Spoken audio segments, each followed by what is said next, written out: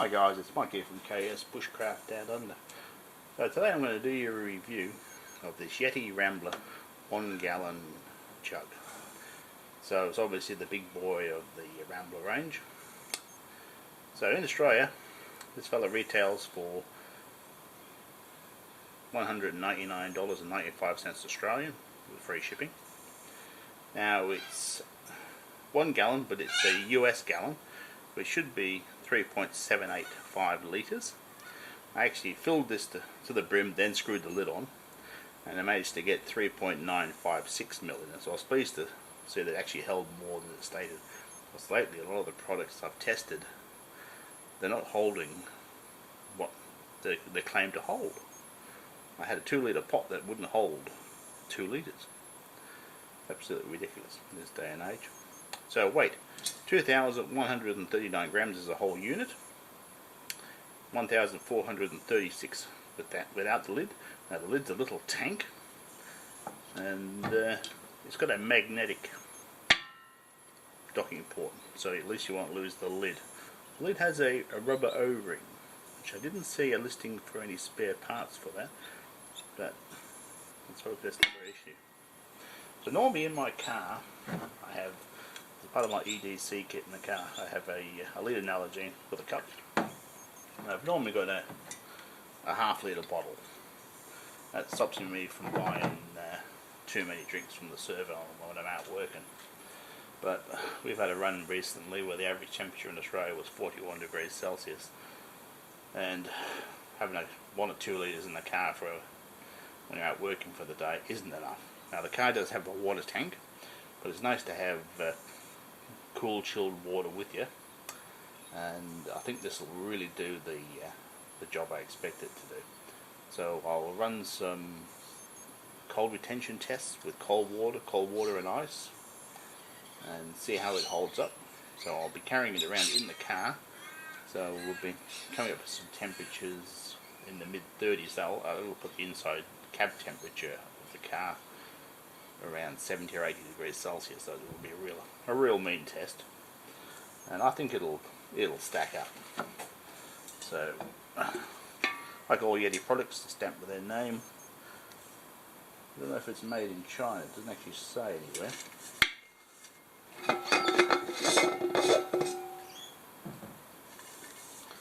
So plenty of room inside. Now, if there's any shortfall in the design, it is slightly too short for my favourite brand of bottled beer, but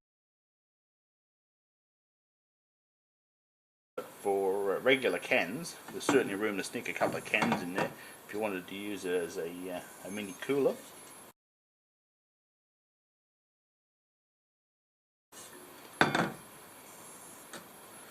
Good looking seals, the thickness of the lid, so there's some serious insulation in this lid, which is normally the shortfall of jugs. Now the only thing it doesn't have, and we'll find out if it's a problem or not, most of the Willow brand insulated coolers, which any tradie in Australia will be familiar with, have a breather hole on the top, so when you're drinking out of it, it doesn't chug or gloop. Yeah?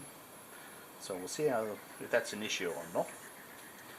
But soft rubber handle, but well pinned together. I don't know why they have to use tamper-proof screws, really. It just makes it awkward. Not that you should need to disassemble it, but if you do need to, say to replace this, why use that? I don't know. So anyway guys, hang in there and we'll see how this unit performs.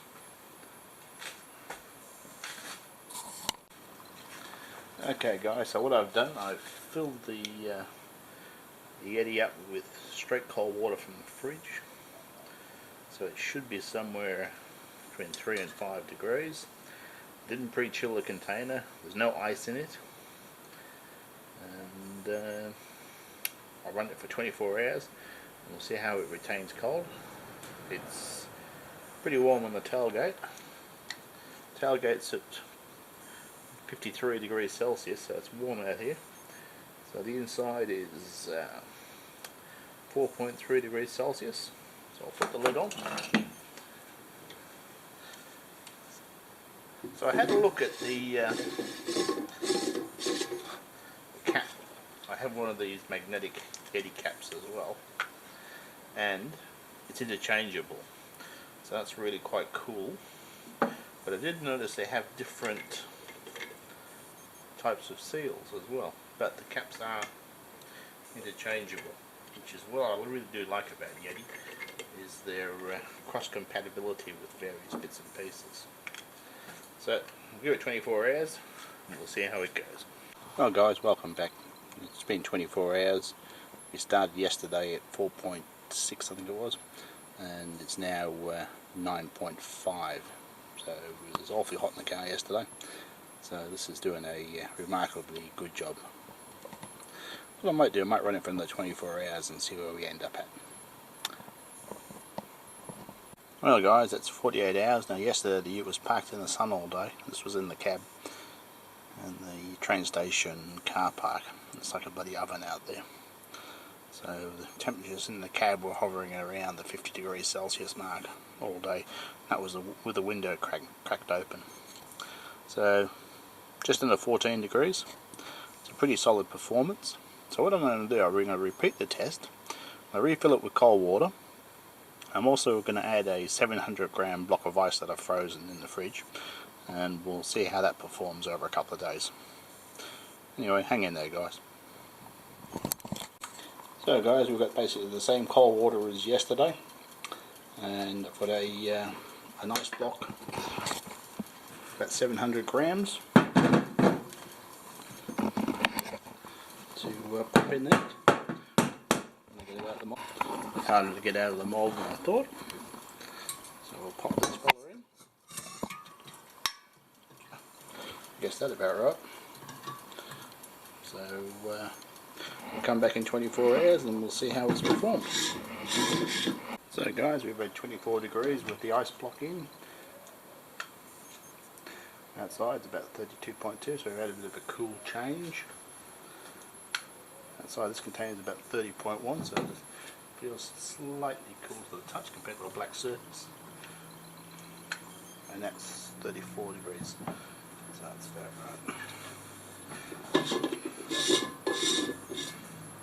So, camera's seeing that. There's actually a good chunk of ice left, which is really impressive. And we started with water around 3.8 I think.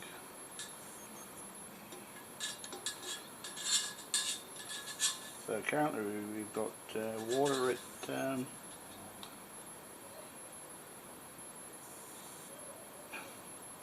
barely basically just over freezing point, so about 0.5 Celsius. So it's really doing an impressive job with that ice brick. So that's a fair chunk of it left, probably half in 24 hours.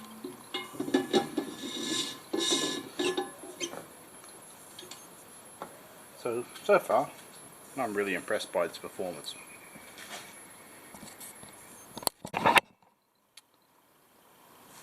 So guys, it's been 48 hours since we started. What have we got now? 6 degrees roughly, 6.3.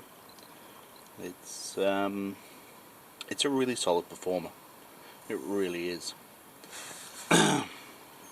It's not cheap.